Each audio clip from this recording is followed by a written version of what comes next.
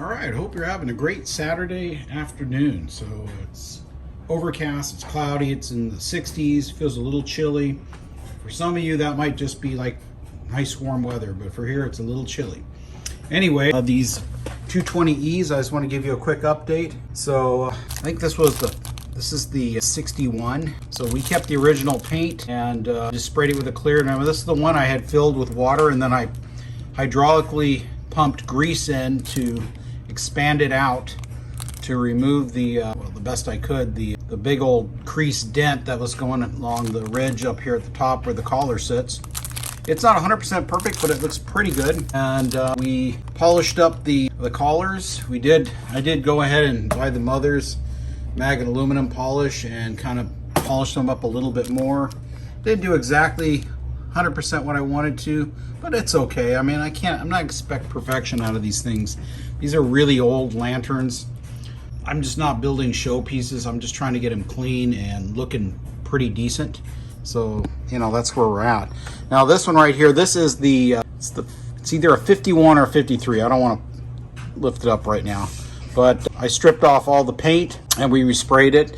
Now it is a little bit slight different from the original paint.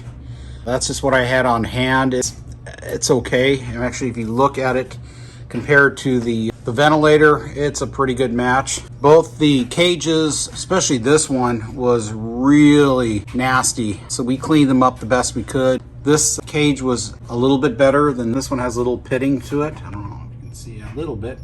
This one here is pretty clean, but it doesn't look too bad. The ventilators, now, like I say, one of them came with this set that I had bought. Remember, they were both smashed, and like the Leaning Tower of Pisa, because both of the fonts were smashed in. How that happened, I'm just guessing somebody stepped on them and they were stored in a way that heavy things were on top of them. They were smashed in, but we were able to, like I say, hydraulically remove the creased dents out of them the best we could, and they're pretty straight. And one ventilator, like I say, I had to purchase a ventilator, so I purchased one. I don't remember which one it is, but we do have two now. We have new globes. They're sitting up there, so they're ready to go. The brass parts, some of them are sitting here with the air tubes. We've gotten them cleaned up. They're ready to go. I actually took the tubes on one of them were steel, so that those parts I had bought as a lot had some brass tubes, so I pulled them off and actually moved them over because I really like having everything brass if I can. I don't know where the original ones went to. They got them somewhere. I put them away. And then, like I say, we have a lot of the pieces right there that are already cleaned up. I think I have one gas generators. I still need to polish it out. It's still all grimy, but it's clean on the inside. The other one, I don't know if you remember from a previous episode, I can reach for it. I cleaned it up, and then we were missing one of our knobs, so that came in my well, actually I purchased that with a fuel cap, so that came. So we have everything. We have one new striker. I have a striker. That's what made me also purchase that lot from the, what was it, 220F, pieces from a 220F. So that really helped out. So yeah, I've got some parts that were the fuel tubes that go in both of these with a piece that screws into the fonts. Those had a lot of grease in them, because remember, we pushed grease down through the top. So I had taken them all apart, and they were soaking in some gasoline, and I got them in the shed in a big pickle jar. So they've been soaking for probably 2 weeks, maybe it's more. I've lost track.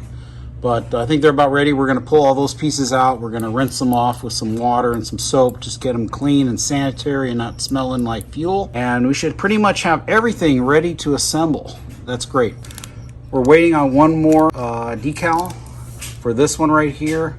The ones that Danny sent me, they got lost in transit somehow, or inadvertently. Maybe they got thrown out with the junk mail. I don't know. But he was kind enough to send me another set. So those are coming. Those decals that I had requested from him, he always gives me a pretty decent price, and I'm always grateful. So we're waiting for that. This is the original, which is really nice. As for the Xcursions, so this is the good one. Well, they're both good, but this is the one that was complete, that I've been lighting for you. It has the base, it has this piece right here, and then the one that I got for 60 bucks. So I fabricated a new handle here for it. We went ahead and used some hanger, which is the right size is perfect. Bent it all in shape. I think it's a pretty close match, and sprayed it with flat black, and then I hit it up with some clear coat. So it seems pretty much, looks pretty much original. And then, like I say, we're missing the base on this one. So I made this one out of epoxy. So I'm gonna get out a Dremel and we're gonna try to grind out a groove and get it to fit pretty good, and then sand it all smooth. Make sure that it'll kind of lock in place somehow. We'll figure something out.